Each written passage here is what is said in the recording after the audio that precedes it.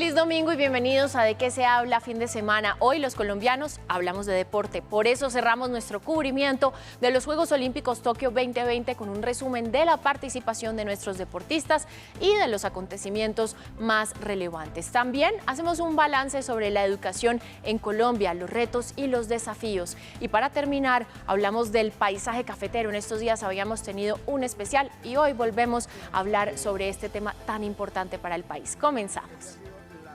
De carga del campesino.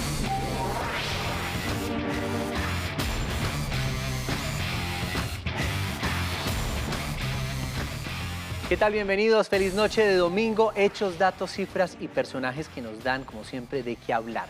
Y la actuación de los deportistas colombianos en los Juegos Olímpicos ha hecho emocionar a todo un país y nos ha puesto a conversar. Para estas justas en Tokio hemos tenido grandes sorpresas, así como reconfirmaciones de grandes atletas que en sus disciplinas siguen estando entre los mejores del mundo. Así es, José, y ustedes, televidentes, miren, estas Olimpiadas nos han mostrado también el gran trabajo previo de nuestros atletas y también de los otros atletas del mundo, las historias de superación que todos han tenido que sobrepasar para poder llegar a unos Juegos Olímpicos. Pues para hablar de este tema está aquí con nosotros en esta mesa de qué se habla nuestro compañero Andrés Villegas, periodista de RTVC Noticias. Andrés, bienvenido. Un gusto, José, Daniela, buenas noches a todos. Y comencemos por hacer un balance de los nuestros en Tokio 2020. ¿Usted qué le parece? Yo calificaría, si se me permite, la actuación de los colombianos como aceptable. ¿Por qué aceptable? Porque en primer lugar se cumplió con un presupuesto que llevaba el Comité Olímpico Colombiano, salvo por una medalla de oro. Ellos iban con un presupuesto pensado, calculado, de 5 medallas, ¿sí? Y se consiguieron de plata y se consiguieron de bronce. Faltó la de oro, pero con todos los problemas, con todas las dificultades que no solamente hubo dentro de la competencia, bien lo del boxeo, hablando del tema de las pesas con Mercedes Pérez, y la preparación, que fue supremamente difícil, pues me parece a mí que el balance es aceptable para la delegación colombiana en lo que fueron estos Juegos. Sí, Andrés, mire, pues ahorita que usted dice de todos estos problemas que hubo, no sé y puedo estar equivocada, pero yo siento que muchos de los deportistas colombianos traían una carga muy alta emocional y de responsabilidades que quizás no dejaron que ese resultado fuera pues 10 de 10 como usted lo decía, o qué piensa, porque por ejemplo se vio a Mercedes en el momento en el que estaba en su competencia, yo no sé, pero uno le sentía como si algo pasara detrás de su cabeza de una responsabilidad de que si no me gano esta medalla algo va a pasar, lo mismo con, en este momento se me olvida el nombre, pero otra de las deportistas que necesitaba la plata para poder operar a su papá, traían mucha carga quizás emocional, y cómo ha sido también el apoyo que les dieron para poder llegar hasta acá. Es un tema muy recurrente que hemos tenido en estos Juegos Olímpicos, ¿no? El tema del manejo mental. Simone Biles, la gimnasta norteamericana, la estadounidense, pues se refirió al tema. Naomi Osaka, tenista, también se refirió al tema. Y lo que estás mencionando es cierto, lo de Mercedes Pérez.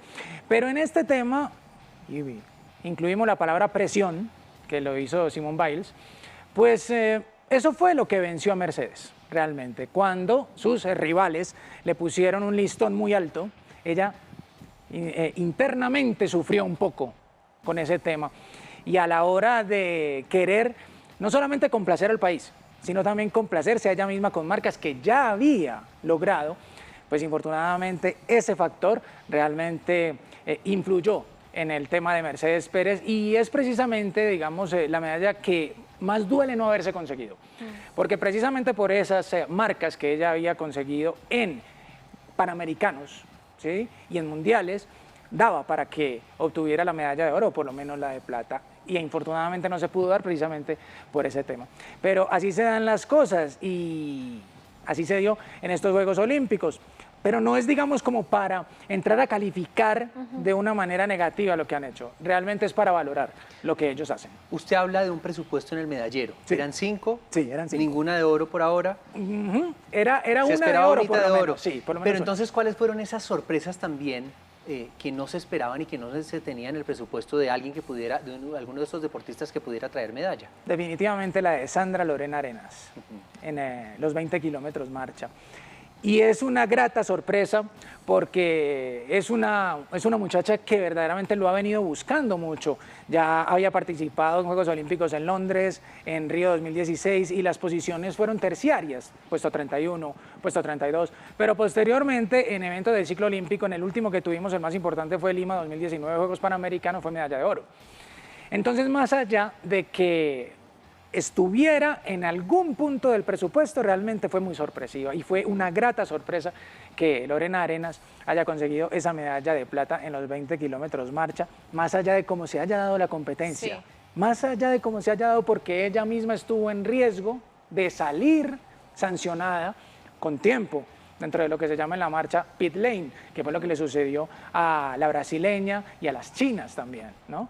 Pero así se dieron las cosas y muy contentos por la sorpresiva medalla de Sandra Lorena Arenas en los 20 kilómetros marcha. No, aquí celebramos las medallas de todos los que se Claro. las ganaron y Sí, además, los como que usted no lo decía, también. no es por juzgarlos, porque aquí creo que ninguno los puede juzgar, No. sino simplemente también tratar de entender un poco quizás qué nos faltó para poder llegar o qué faltó en nuestros deportistas para poder llegar. Y justamente le quiero preguntar ahora por Katherine Ibargüen. ¿Qué cree que pasó ahí? ¿Por qué no logramos la medalla? Con Katherine el tema es que, digamos, no venían consiguiendo las marcas que estaba imponiendo Yulimar Rojas, ¿sí? Bien tenemos en estos Juegos Olímpicos para este lado del mundo, para esta fracción del planeta, que Yulimar Rojas es verdaderamente el gran descubrimiento del atletismo latinoamericano. Marca de récord mundial, que traía más de 20 años sin poderse batir, y ella lo logró a punta de trabajo y de trabajo y de trabajo y de mirarse con Katherine Ibargüen en el espejo, así de frente, compitiendo torneo por torneo, liga por liga, y con el espejo de Katherine, Yulimar lo ha logrado. Ahora, ¿qué le pasó a Katherine? Pues que también todo va pasando, ¿no? Todo va pasando, y hay que darle también a las nuevas generaciones esas posibilidades, y Yulimar lo aprovechó. Y es que además Katherine, que Katherine empezó, digamos, en el salto un poco más tiempo después de lo que debió haber hecho, ¿no? Si ella hubiera empezado más joven, quizás hubiera tenido más medallas. ¿Qué dice usted? Eso nunca lo sabes. Pero- ¿Ustedes sabían que Katherine Ibargüen arrancó en salto alto? En No. alto. Ella arrancó en salto alto e incluso estuvo en una olimpiada en el salto alto. Se quedó en el puesto 30. ¿Y qué pasó? ¿Por qué fue pasando entonces ahora ya Ubaldo al salto Duani, triple? Ubaldo Duani, que es el gran entrenador de ella, le dijo, tienes que empezar a saltar en largo y en triple, porque con las condiciones que tienes, ¿no?, las condiciones físicas y las condiciones técnicas, te va a ir mejor. Que acierto, ¿no? Plata y oro. Venga, Andrés, hay una proliferación de varios deportes en los Olímpicos cada 4 años. ¿Usted cree que en París vamos a poder ver el patinaje, en donde somos potencia, como un deporte aprobado en los Olímpicos? No. No, ¿por No. qué? ¿Qué le falta? Hay varias razones por las cuales, digamos, para contestar específicamente la pregunta del patinaje, que es una pregunta muy recurrente de todos los colombianos, que quisiéramos tener patinaje en los Juegos Olímpicos. Lo necesitamos. Lo necesitamos. Nos encantaría Ganamos todos los todos. mundiales, A ¿qué es lo ver, que pasa? ahí sí nos llenamos de oro. La respuesta es no, por una razón concreta, y es que para tener patinaje en el Juego Olímpico de 2024, hace 7 años habríamos tenido que saber que estaba aprobado, ¿sí? Entonces, el patinaje apenas de carreras, apenas va en ese proceso. Ya tuvimos patinaje de carreras en los Juegos Olímpicos de la Juventud en Buenos Aires en 2018. ¿Cómo es ese proceso para que un deporte pueda empezar a ser olímpico? ¿Qué es lo que hacen? Por ejemplo, con el patinaje, hay alguna serie de recomendaciones que hace el Comité Olímpico Internacional. Primero, que por ejemplo, para hombres haya 75 países participando o por lo menos teniendo una federación de este deporte en mínimo 4 continentes. En 4 continentes. Eso se cumple, eso se cumple. Ahora, ¿qué sigue? Sigue que el Comité Olímpico Internacional pues decida por votación, y ahí viene una voluntad política para que el deporte esté incluido dentro de los Juegos Olímpicos. Y eso ha sido lo que sucede con el patinaje de carreras, que no ha habido una voluntad política de la mayoría, ¿sí?, de la mayoría, para incluir el patinaje de carreras de ruedas. ¿Por qué digo de ruedas? Porque en los Juegos Olímpicos de Invierno hay patinaje de carreras. Hay patinaje de carreras. ¿Por qué? Porque la voluntad política lo ha permitido. Ahora solamente estamos esperando a ver si existe la posibilidad de que más países puedan votar a favor y poder tener ese patinaje de carreras. Porque también dicen una cosa que es cierta, No, pues Colombia va y participa y se las gana todas. Claro. Y nos gana a todos. Y eso es un argumento que han expuesto en esas reuniones, es cierto, es verdad. Tanto nos tienen miedo de que les llevemos las Yo no que sé no nos si hemos miedo. ganado, que eso es Yo no- mejor de que los allá tranquilitos. Yo no sé si se miedo, preocupen. pero yo no sé si miedo, pero ese ha sido uno de los argumentos que esgrimen. Bueno, si Colombia le gana 300 medallas, ¿qué hacemos entonces nosotros? ¿Qué hacemos el resto? Pues entrenar, todos tendrán que entrenar igual. Ay, pues ojalá se nos haga el milagrito, sobre todo para los deportistas que hacen patinaje, porque yo estoy Sí. segura que ellos de verdad valorarían mucho poder llegar a esos olímpicos. Mire, Andrés, otra cosa, y aquí voy a irme un poco a lo general, es que estos Juegos Olímpicos son atípicos en todo el sentido, ¿cierto? Con el tema del COVID, de bioseguridad. ¿Qué de diferente puntualmente se vio? ¿Qué de distinto? ¿Cómo fue? La falta de público. La falta de público fue algo que de verdad a los deportistas los afectó y mucho, porque ustedes, por ejemplo, recuerdan a Caterina Ibargüen cuando se ha ganado sus medallas, ella empezaba a aplaudir y a pedir el aliento de la gente. Claro. Y eso los motiva, eso es verdad. Cuando tomas esa motivación, es posible que tengas un mejor resultado. Ellos extrañaron mucho eso.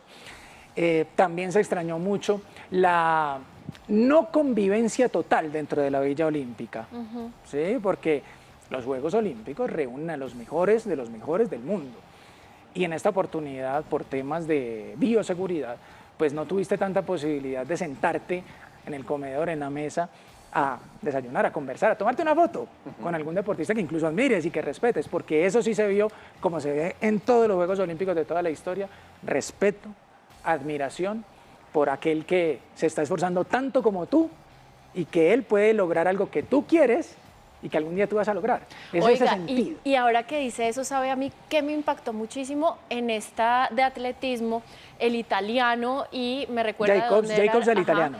Eso me pareció maravilloso, ese espíritu Perdóname. deportivo. No, sí Ya, sabe el que de le salto hablo alto. del de salto El alto, de sí, qué salto pena. alto. Ese espíritu deportivo de los dos, de cómo uno dice, bueno, porque yo vi el video y le decían, oiga, ¿podemos compartir el oro? Y le dicen, sí, es una posibilidad. Y el que en teoría tenía mayores posibilidades de ganar, dice, pues compartámoslo. Y el otro, el italiano, es que no cabía de la felicidad, se botó al piso. Me pareció muy bonito ver ese espíritu deportivo, y también lo vimos en los colombianos, cómo se apoyaban los unos a los otros en estos Juegos Olímpicos. Estamos hablando de Tamberi, de Sí, Gianmarco de Tamberi y Mutaz Barshim, de Qatar. Pero es que eso tiene una historia de fondo. Ellos son amigos fuera de la cancha, la pista, ¿sí? Tamberi se lesionó 15 días antes de disputar Río 2016, se rompió el tobillo. Y fue precisamente el catarí, Mutaz Barshim, el que le dijo, vamos para adelante, yo te acompaño, yo te ayudo, vamos a competir, vamos los dos juntos, así, y se hicieron amigos así. Cuando llegan a esta final de los Juegos Olímpicos de Tokio, saltan los dos lo mismo, 2.37, hacen el intento por ganarle el uno al otro, pues porque es el sentido deportivo, 2.39, ninguno de los dos puede. Barshim tenía un salto más y le dice, ¿te animas a saltar otro o lo dejamos acá? Y él, que tenía otra posibilidad, dijo, yo he estado con él en su lesión, yo he estado con él por fuera, somos amigos, compartámosla. Pero venga, ¿cómo se comparte en serio? Porque con todas estas normas de los olímpicos que O parten, sea, ya en la parten realidad, medalla, ¿cómo es ¿qué esa hacen? cosa de compartir la medalla de ¿Saben oro? que no es tan raro? No es tan raro. Lo funden la mitad y la mitad. No, porque Pero ahora esa sí. decisión, pero esa decisión No, porque la toman además no los son de oro, deportistas. son Sí. recicladas, entonces Sí, vamos a repartirla. ¿Y cómo la comparten? No, pues le dan uno a uno y el otro a la otra. Ah, sí, es eso así. está en Sí, el no hay que presupuesto partirla por la mitad, también. no hay que partirla por la mitad. Eso también está en el presupuesto y es porque el deporte es así. El deporte resulta ser así y ocurre mucho en la gimnasia eso, ocurre mucho en la gimnasia. Nunca había ocurrido en atletismo, pero en esta vez pues se dio así. Es uno de los hitos de Tokio 2020 con lo que lo vamos a recordar. Cada 4 años, Andrés, estamos hablando casi que es recurrente de lo mismo, de el esfuerzo que hacen nuestros deportistas por llegar a donde están, Sí, ¿cierto? sí. Y vuelve otra vez, y de hecho aquí lo vamos a hacer en este instante, ¿qué hacemos para que los deportistas no tengan tanto problema en llegar? Y no solamente se les premie cuando ganen una medalla, sino que realmente sea algo como una política pública del deporte en nuestro país para que cada vez salgan más deportistas en más disciplinas. Desde el Ministerio del Deporte, anteriormente Coldeportes, hay un esfuerzo en eso. Y desde las bases, desde muy chiquitos, se está trabajando en Juegos Intercolegiados Supérate. Esa posibilidad les da a los niños no solamente de empezar a rozar en la competencia, sino de ser observados también. Y cuando se destacan, pues los van llevando despacio. Los van llevando despacio, dado pues porque son unos niños y tienen también, están en edad escolar y despacio van yendo. A mí me parece que ese programa ha sido de alguna manera exitoso y todo por las medallas que logramos en Londres, 9, las medallas que logramos en Río, 8, muchas de oro, ¿cierto? Algunas de oro. En esta fueron 5, íbamos con menos deportistas, pero igual, vuelvo y lo digo, a mí me parece aceptable porque se cumplió con la cifra, más allá de que no haya ninguna de oro. Entonces, a mí lo que me parece es que hay que seguir reforzando este tema ahí en la base, en los Juegos Intercolegiados Supérate, que son realmente la base del deporte colombiano. De ahí salió Anthony Zambrano. Claro. Andrés, mire, siempre me ha generado curiosidad saber qué pasa después. O sea, van, participan, se ganan sus medallas, tanto con los que se ganan la medalla como con los que no. ¿Qué pasa después? Primero descansan, porque 4 años de trabajo, sí, para nosotros un mes ya es tener el mundo en los hombros, entonces 4 años de trabajo, primero descansan un poco, y posteriormente, en muchos casos, ya están pensando en París 2024, estamos a 3 años. Es 1 año menos de preparación, ojo, Usain Bolt lo decía, yo me preparo 4 años para correr 9 segundos.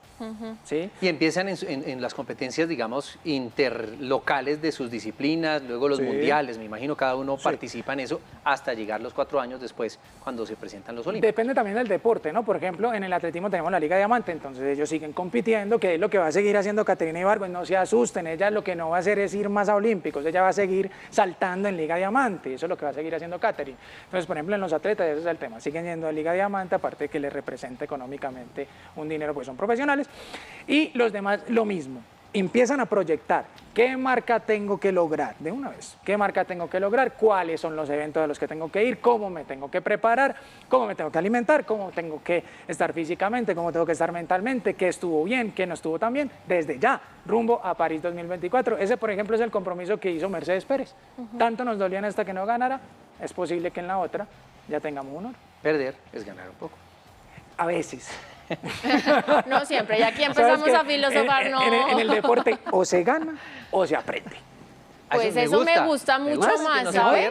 Yo creo que la mayoría de las veces se aprende y si se gana también se aprende, porque alguna vez lo conversamos acá, que claro, usted pierde y tiene que esforzarse para la siguiente ganar, pero usted gana y usted mismo, por ejemplo, como Yosimar, se pone una vara tan alta que después la preparada para superar su misma vara pues es bien compleja. Entonces yo creo que siempre se aprende en el deporte y bueno, nosotros acá en De Que Se Habla fin de semana, pues agradecerles también a todos nuestros deportistas por haber hecho ese tremendo esfuerzo y a usted, Andrés, por acompañarnos en este resumen que hicimos hoy sobre Tokio 2020. Lo bueno de esto es que ya no vamos a llegar con parches en los ojos de las ojeras, ya vamos a poder dormir nosotros también, como los deportistas un ratico. Así es, pero ahora sí con ansiedad, ¿no? De que vuelvan los Juegos Olímpicos dentro de 3 añitos, 3 años otra vez, pero mentira. Eso pasa volando. Marque calendario, vaya cruzando. Ya viene el Mundial que va a ser en Qatar, son 7 horas de diferencia. Y también un agradecimiento, por supuesto, a Carlos Julio Guzmán, que nos estuvo Carlos acompañando Julio, que nos desde estuvo Tokio acompañando con todas esas madrugadas. Ese sí que no durmió. Ese sí no durmió porque estuvo mediodía, noche, en De Que Se Habla, mejor dicho,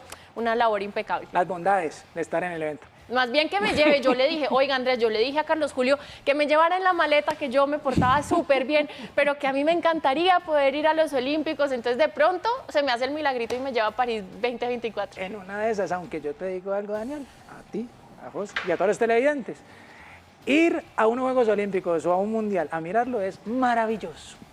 Pero ir a trabajarlo. No, se trabaja con más ganas todavía, no me importa, yo insisto en que a mí que me lleven. Gracias, Andrés. Por favor, con todo gusto.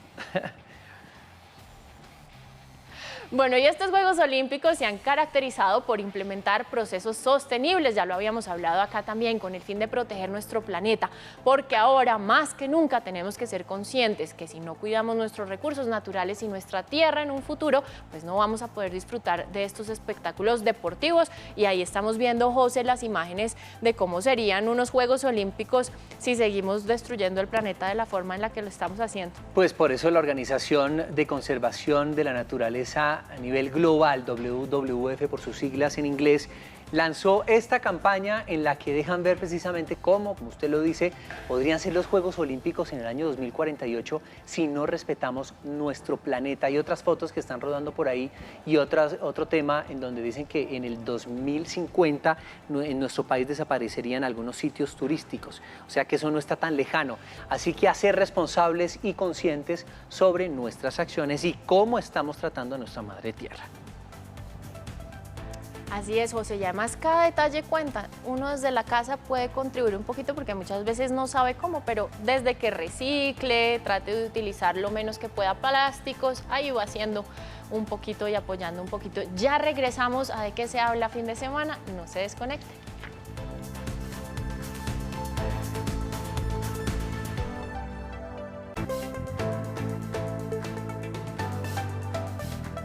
Y continuamos en De qué se habla. En medio de una pandemia mundial y un paro de varias semanas, la educación en Colombia tuvo retos nunca antes vividos. La virtualidad de los estudiantes, el desarrollo de plataformas digitales para la conexión, la infraestructura, por ejemplo, para mejorar capacidad de Internet y la adquisición de dispositivos para que todos los estudiantes sin falta pudieran asistir y seguir recibiendo clases, pues son solo algunos de los obstáculos que las instituciones vienen sobrellevando en medio de esta nueva realidad. Y para hablar de este tema nos conectamos con María Victoria Angulo, ministra de Educación. Gracias, ministra, por acompañarnos a De qué se habla fin de semana. Y lo primero es hacer un panorama general. ¿Cuáles han sido los principales retos de la educación en Colombia en estos 3 años? Bueno, buenas noches, Daniela, José Fernando. Saludo a todos los televidentes. Yo lo podría resumir de la siguiente forma. Obviamente asumimos la cartera educativa sabiendo que el país tiene retos de aprendizaje, retos de equidad, de la ruralidad, y así fueron contenidos en el plan de desarrollo. Y ustedes saben que pocas semanas al haber asumido la cartera, además, salió a la luz temas históricos referentes a la educación superior y también teníamos el gran desafío de interpretarlos, de escuchar a los jóvenes, a la comunidad, lograr un acuerdo y luego cumplirlo. Así comenzamos este proceso y pusimos metas muy claras de primera infancia, jornada única, doble titulación, educación superior, todo el desafío de crear la unidad de alimentación escolar y de darle sentido, recursos, más fuerza a la calidad del programa, reactivar muchísimas obras que no habían podido ser concluidas y darle como vida a un proceso de cumplimiento de la infraestructura educativa, además de fortalecer la educación superior a todo nivel y el acceso. Y además de eso, si tú me preguntas en el camino, pues obviamente llega la pandemia y nos toca asumir los retos más grandes de la educación en 100 años, que es pasar de un día para otro de un sistema totalmente presencial a un sistema en casa, sabiendo los desafíos, la realidad de conectividad. Luego preparar al país en medio de los miedos, de las angustias que ha generado el COVID-19 para hacer un proceso de retorno, reto en el que estamos actualmente, y también afrontar ahora todos esos desafíos de calidad que se acentuaron, esa escucha, ese sentir de los jóvenes que tenemos que poderlos interpretar en reformas, en políticas. Así que como ves han sido 3 años de bastantes retos, pero ha primado, yo creo, por mandato del presidente, por convicción de él, un proceso de escucha, construcción, ser el sector con el mayor presupuesto, y seguramente en esta conversación iremos hablando ya tema por tema cuáles son esos hitos de logros de los 3 años y el desafío que tenemos en este último año de gestión. Claro que sí, ministra. Quiero saber cómo ha sido, por ejemplo, el apoyo del Ministerio de Educación para las personas de escasos recursos que han tenido que recurrir a la virtualidad para la educación en todo el país. Para hablar de educación en casa, me voy a referir rápidamente a educación básica, educación superior. Nosotros generamos un portal, Aprender Digital. Fue el primer paso, acompañado de un canal de televisión, de radio, donde además hemos trabajado de la mano con Mintic y con RTBC. La entrega de equipos de cómputo con computadores para educar, un proyecto muy importante de la ministra Karen Abudinem de la conexión de más de 15.000 escuelas rurales del país, además de todos los procesos de acompañamiento a maestros, directivos, y cómo logramos hacer una transición de temas bilingüismo, matemáticas, lenguaje, que hoy se traducen en biblioteca digital, una biblioteca con más de 4.000 contenidos, Video One Challenge, la aplicación para mejorar la proficiencia del inglés y muchas otras aplicaciones que no llegan para nada para reemplazar la presencialidad, pero que sí fueron un paso muy importante, al igual que la transformación, por ejemplo, de las pruebas del ICFES con un contenido digital para que esta pandemia como que nos ayudara a incrementar la velocidad de la innovación en el sector. sabiendo obviamente el gran desafío que tenemos ahora de retornar y retornar bien y con foco y con sentido de todo lo que nos ocurrió y cerrar brechas de aprendizaje a la presencialidad. Sí, ministra, ¿cómo puede aprovechar la educación en Colombia esta nueva ley que define al Internet como un derecho fundamental? Esa ley de hacer el Internet servicio público esencial es muy importante, lo decía el señor presidente, la ministra Karen, y yo creo que se va a compasar la meta del país que ha expresado la ministra y el presidente es llegar al 70% de conectividad. Recordemos además que para las instituciones, para el campo del cual yo me ocupo, tendrá mínimo 10 años, o sea, será un proceso largo, sostenido, continuo, y eso es muy poderoso porque permite tener herramientas de aprendizaje, obviamente para los estudiantes, pero también para cambiar las didácticas de aula, y en paralelo tal vez algo que no hemos mencionado, la ministra también generó un fondo de recursos, proyectos de regalía tipo para, con recursos nación y recursos de las entidades territoriales, entregar equipos de cómputo y además planes de conectividad de Internet subsidiados. Yo creo que esos son temas que hay que seguir profundizando y que con ese avance del 70%, pues el siguiente gobierno tiene que lograr que haya toda la conectividad en el país que ayuda definitivamente a avanzar en equidad y da muchas posibilidades en la educación. Pues se ha logrado realmente, ministra, un gran avance. ¿Qué balance se puede hacer sobre el regreso a clase presencial que se ha venido presentando en las últimas semanas? Rápidamente, para recordar de dónde venimos y que ha sido un proceso gradual y progresivo, recuerden que lineamientos para el retorno se compartieron en el mes de julio del año pasado. Comenzamos a dar los recursos para comprar los elementos de bioseguridad desde agosto y tuvimos de septiembre a diciembre pilotajes en el 70% de las entidades territoriales del país. Luego este año iniciamos calendario escolar 18 de enero, saben ustedes pues los distintos momentos de la pandemia, pero en paralelo y obviamente siguiendo todas las indicaciones de salud, logramos que se abriera el 40% de las instituciones públicas. Y luego ya con el plan masivo de vacunación de los maestros, sumado a tener ya no solo los recursos, sino las compras en las entidades territoriales y los procesos de adecuación, ya se define como una prioridad de salud pública el retorno y comenzamos calendario escolar el pasado 6 de julio, comenzó la entidad de Antioquia particularmente y luego hemos seguido sumando semana a semana. Balance a hoy, el 85% de las secretarías de educación están funcionando con presencialidad, porcentajes ya muy importantes de instituciones adecuadas, superiores al 80 y 90%, y aforos y condiciones, digamos, de presencialidad de niños y jóvenes, donde a través de esta entrevista pues nos sirve para mandar un mensaje a los padres de familia de recordarles lo importante del retorno. Estamos viendo niños y jóvenes con sus padres en diversos escenarios, recreativos, deportivos, culturales, financieros, y en esos escenarios no hay muchas preguntas de los protocolos de bioseguridad, pero cuando llegamos al escenario educativo, recordarles que justamente es el escenario que tiene más intencionado todos los elementos del protocolo de bioseguridad y además unos maestros muy comprometidos que vuelven casi que un tema pedagógico, el cumplimiento de los protocolos y la conciencia que tenemos que tener de cuidado y autocuidado. Ministra, actualmente, ¿cómo está la relación con FECODE?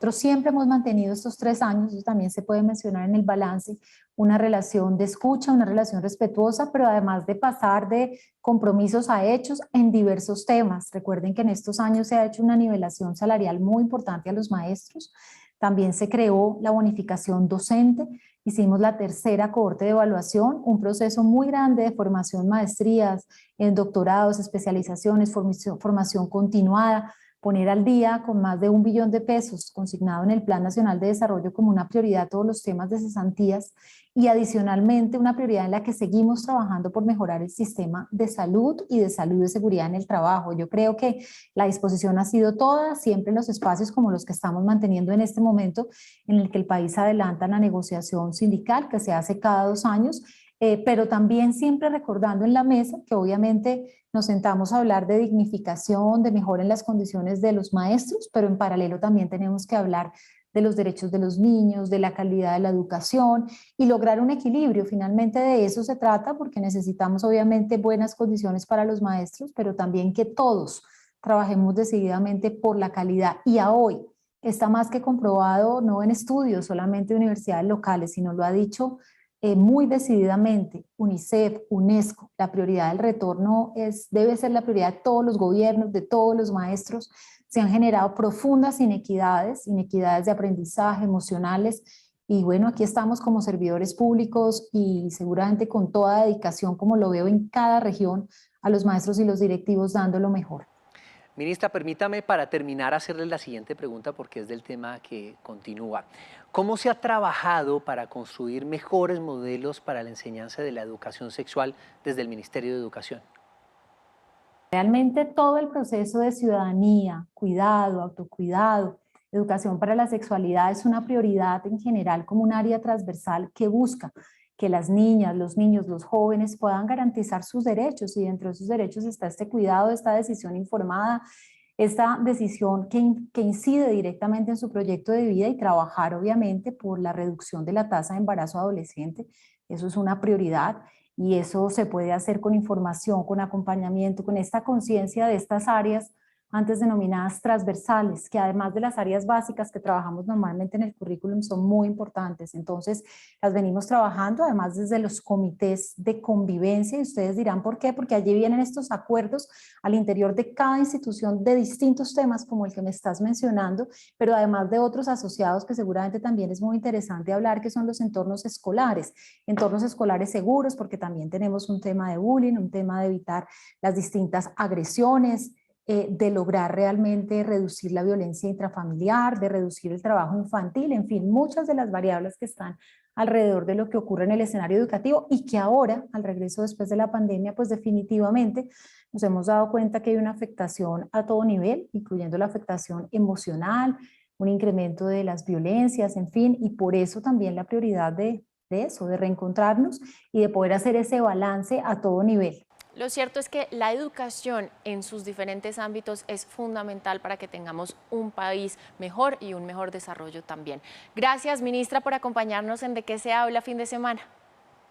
Muchas gracias, Daniela, José Fernando, todos los televidentes. Y tal vez no me lo preguntaron, pero recordar que además de todos estos esfuerzos, estamos trabajando por hacer política de Estado, la matrícula cero, nuevamente nos asignaron el mayor presupuesto, en fin, entonces eso es una conversación sobre la educación que hay que ir latando a recursos y a hechos con lo que le cumplamos a los colombianos. Muchísimas gracias. ¿Qué le recuerda esto, Daniela? Cuando el amor llega así de esta manera, uno no se da ni cuenta. Ah, eso es una canción espectacular, Caballo de la Sabana. Así es, así comienza Caballo Viejo, una de las canciones más emblemáticas del folclore venezolano que traspasó fronteras y casi que nosotros la tomamos como propia. Esta canción ha sido interpretada por más de 300 artistas en todo el planeta. Su autor, Simón Díaz, o el tío Simón, como le dicen, o como era reconocido en su natal Venezuela. Bueno, y hoy queremos recordar a Simón Díaz porque un día como hoy, pero de 1928, nació este gran artista, cantante, animador también de televisión, actor y compositor, que son solo algunas de las cualidades que tenía, varias por supuesto. Su legado cultural incluye canciones como Mi Querencia, El Superbloque, Por Elba, La Vaca, Mariposa, Mercedes, entre muchos otros temas maravillosos, además del que estamos escuchando ahorita. Con ellas el artista llegó a lugares remotos que desde su Aragua en Venezuela nunca pensó llegar a conquistar. Y la soga se revienta, caballo le dan sabana porque está viejo y cansado, pero no se dan de cuenta que un corazón amarrado, cuando le sueltan las riendas, es caballo desbocado. Y si una potra la sana, caballo viejo se encuentra. Bien, y la UNESCO en varios de sus textos sobre temas de sexualidad resalta que la educación integral en sexualidad empodera a los jóvenes al mejorar precisamente sus capacidades de análisis, de comunicación y otras herramientas útiles para la vida, con miras precisamente a garantizar la salud y el bienestar en términos de sexualidad, derechos humanos, valores, relaciones sanas y respetuosas. También forma valores claves en normas culturales y sociales, igualdad de sexo, no discriminación, conducta sexual, violencia y violencia de género y abuso sexual. Pues sí, José y televidentes, miren, y hablando de este tema, yo recuerdo esta campaña viral muy curiosa que presentaron en Nueva Zelanda y que alertaba sobre el peligro del porno en menores, es decir, el peligro de que los niños menores de edad vieran porno, digamos que sin una explicación adecuada y pues solos de todas maneras. Esto que es cine para adultos, se presentan dos, ahí los estamos viendo en la imagen, en el video, dos adultos desnudos en la casa de una familia para explicar que esos videos no son la mejor educación sexual para su hijo. El gobierno neozelandés explicó que este video hace parte de una campaña mucho más amplia, de mayor alcance, para sensibilizar a los padres sobre los peligros del Internet para los niños, por la pornografía, también por la captación de menores para fines sexuales o también pues el acoso, que son varios temas que se dan frecuentemente. Para hablar de este tema está con nosotros Ezequiel López, psicólogo y sexólogo. Muchas gracias por acompañarnos en ¿De qué se habla? ¿Qué tal? ¿Cómo están? Buenas noches. Un gusto estar por primera vez en su programa. Espero que no sea la última.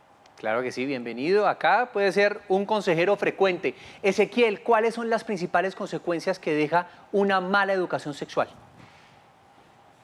Bueno, muchas, porque de hecho una mala educación sexual puede estar relacionada con disfunciones sexuales en el futuro, tanto para los hombres como para las mujeres, con insatisfacción sexual, con relaciones, digamos, en donde pueda haber algún nivel de violencia de género o de discriminación por la diversidad sexual.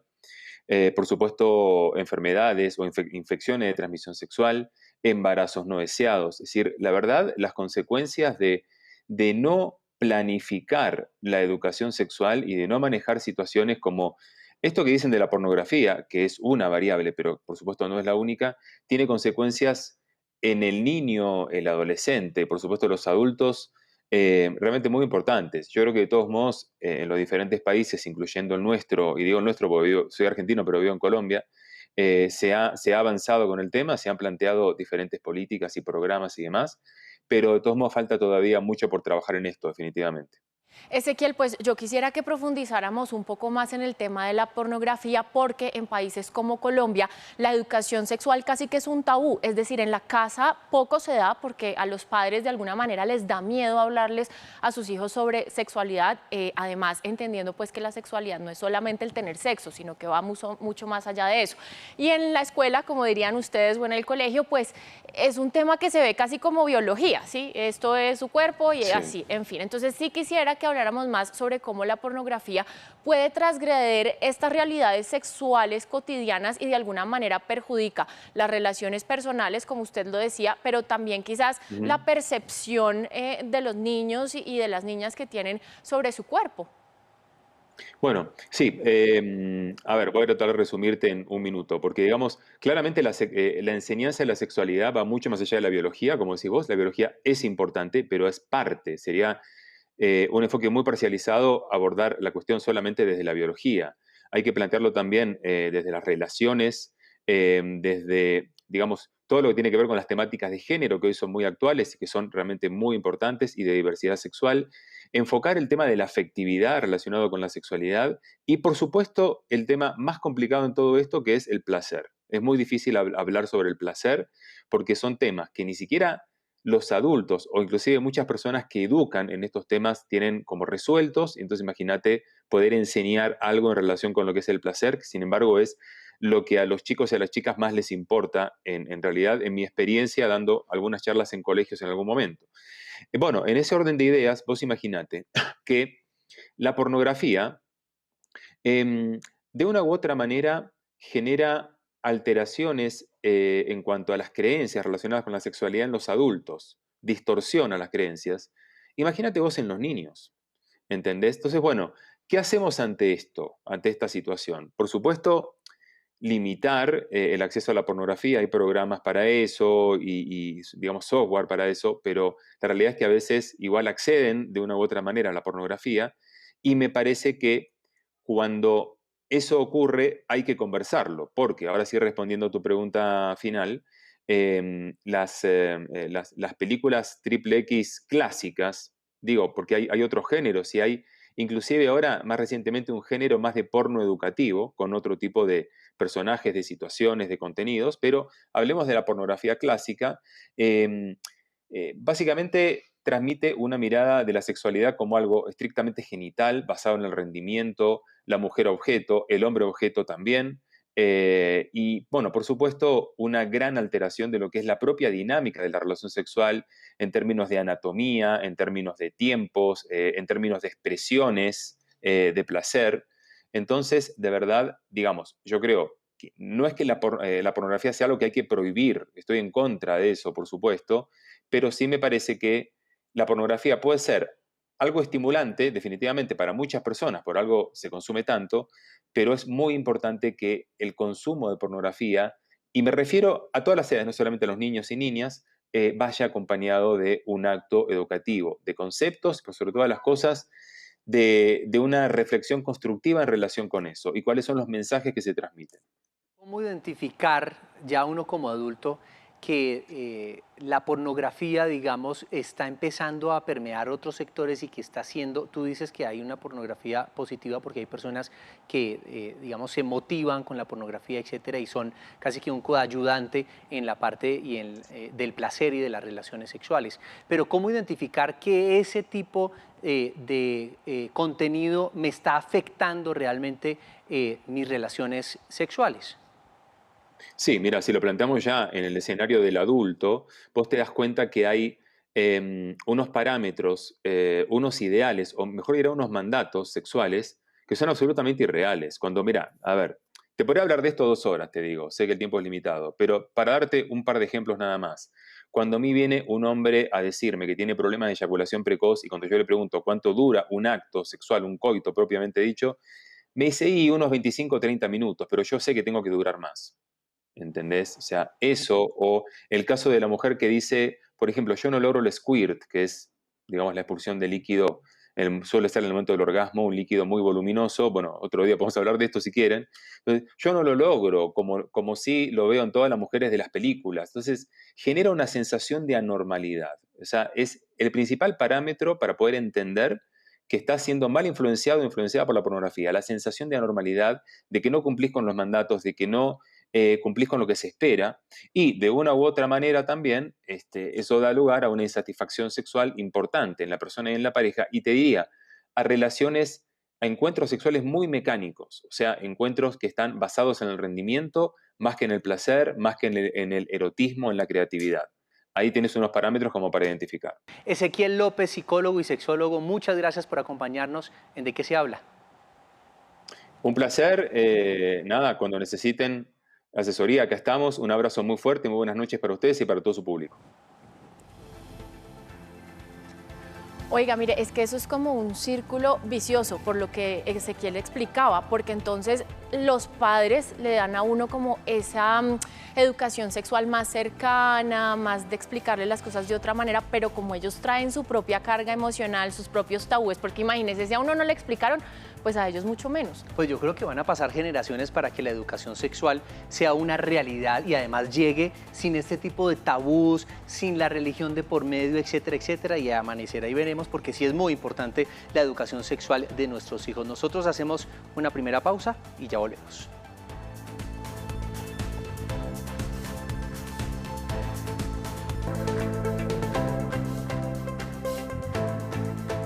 Regresamos a De qué se habla fin de semana y hoy se cumple un año de la desaparición del médico Gabriel Ochoa Uribe, el técnico más grande del fútbol colombiano. 14 veces campeón del fútbol con América, Millonarios y Santa Fe, dejando una huella indeleble. Mira, a la par que llevó su carrera como arquero, se tituló como médico en la Universidad Javeriana y se especializó en ortopedia y traumatología. El éxito que consiguió como futbolista en la época de El Dorado lo llevó después a la dirección técnica para convertirse en un mito del balompié nacional. Las Naciones Unidas declararon hace 10 años el paisaje cultural cafetero colombiano como patrimonio mundial y es que además es espectacular y además de la caficultura dependen más de 545.000 familias rurales y genera más de 2,5 millones de empleos directos e indirectos. José, ¿cómo le parece eso? No, espectacular y además estar allá, eso es un paraíso. En el siguiente informe les contamos la historia de don Jaime, quien lleva, como dicen ellos, toda la vida viviendo por y para el café. Comienza el día con toda la información para contarte desde las regiones. Desde las 5 comienzan los pajaritos a cantar. Los gallos, me atrae como esa tranquilidad en la finca. Por paisaje yo entiendo que nosotros podemos vivir de lo que tenemos en la finca. Yo salía de mi casa a otras fincas a trabajar y me gustaba tanto el café que siempre buscaba lo que llamamos patiero anteriormente, que ya hoy en día se está acabando esto. En las fincas habían muchas personas que estaban alrededor del café. Eso generó un proceso de manifestaciones culturales, artísticas, como la música, como la forma de vestir. Iban recolectando, iban cantando. Ya hoy en día andan con sus radiecitos o ya los vemos recolectando café con su teléfono. El café sostuvo en parte la economía de Colombia. Cuando se les llamaba al Quindío pequeño, rico y poderoso, tenía banco cafetero, tenía flota mercante gran colombiana. Sostenía tanto la economía de Colombia que a cada finca casi por lo regular tenía carretera, buenos servicios, agua veredal. Hasta que vino el cuento este del turismo y el cuento del paisaje cultural cafetero. Entonces uno también le fue dando otra dinámica. Yo veía turismo y eso me llamó la atención porque yo tengo una finca y quiero ponerla turística. ¿Qué quiere un extranjero? Quiere conocer el campesino como tal. ¿Qué pasó aquí?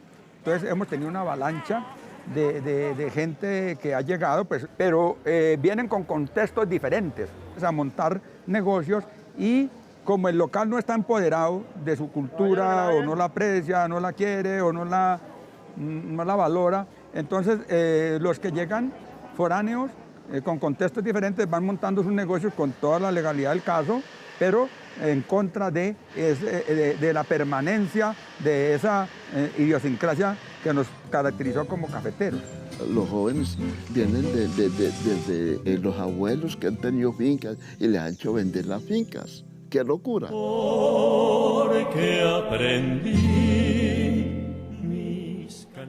Y la forma de producir café está ligada al territorio en el que se cultiva y también a las tradiciones de más de 100 años. Pero el sector cafetero viene atravesando algunas amenazas que podrían acabar con el trabajo de varias generaciones. José. Y es que, Daniela, solo en el eje cafetero hay 50.000 hectáreas menos de cultivos. A esto se le suma el cambio climático, la falta de desarrollo local y que los jóvenes del campo, hay que decirlo, pues están prefiriendo las ciudades. Estamos conmemorando 10 años de la Declaratoria del Paisaje Cultural Cafetero, un tema que nos permite afianzar de dónde venimos y para dónde vamos. Cultura, caficultura, arrieros, pioneros y ahora compartir con el resto del mundo lo que tenemos. Una vieja y un viejito se fueron a jugar tutela. Esa es la esencia del paisaje cultural cafetero, lo local, lo propio. Personalmente pienso que sí, el paisaje cultural cafetero va a ser una imagen, una postal, un recuerdo de lo que fue verdaderamente la caficultura en Colombia y sobre todo en esta región. En los pueblos, la gente obligatoriamente tiene que partir, abrirse horizontes. Uno de los pocos que se quedó fui yo. Cabecito, yo sí quiero un cabecito, gracias. Entonces cualquier día vino un amigo que era de los farolones, y ¿usted qué hacía aquí? No fue capaz de irse a este pueblo. Entonces le dije, hermano, ¿y entonces quién se quedaba para recibirlos a ustedes? Alguien se tenía que quedar. Me quedé con la finca, no he querido que la vendamos. Ahora últimamente hemos estado tratando con turismo. Es un dinerito adicional que nos está llegando, entonces veo mejorando la finca.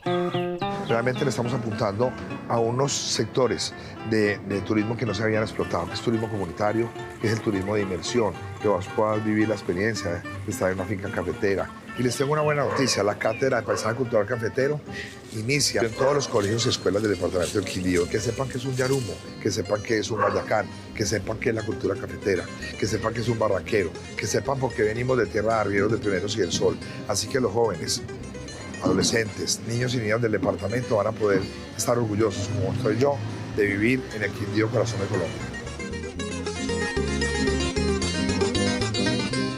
Pues algunos se van y otros se quedan esperando que llueva café en el campo, como dice Juan Luis Guerra, para que las cosas mejoren. Ojalá que llueva café en el campo. Y bueno, para conocer más el impacto que tiene el paisaje cafetero en nuestro país, nos conectamos con Álvaro Camargo, historiador y vigía del patrimonio y la cultura.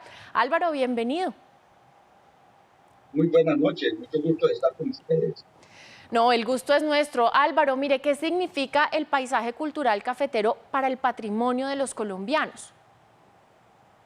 El paisaje cultural cafetero para el patrimonio de los colombianos significa todo un proceso socioeconómico que se fundamentó en ese café que llegó al territorio colombiano, empezando por Santander, por Cundinamarca, Boyacá, Tolima, Quindío. Entonces se consolidó todo un proceso cultural y económico que hasta ahora ha perdurado, pero que está en riesgo de desaparecer.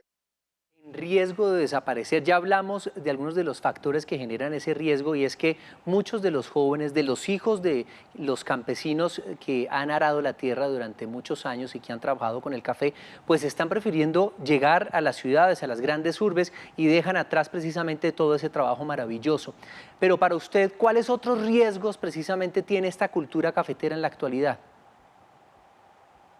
Pues primero que todo, el proceso viene desde la misma familia, desde el mismo hogar, de la parte educativa, cuando satanizamos el trabajo en el campo, cuando a los niños, a nuestros hijos, les decíamos, bueno, usted tiene que estudiar porque tiene que ser un gran doctor. Entonces, o quiere ser un coge café, o quiere ser un boleador de asadón.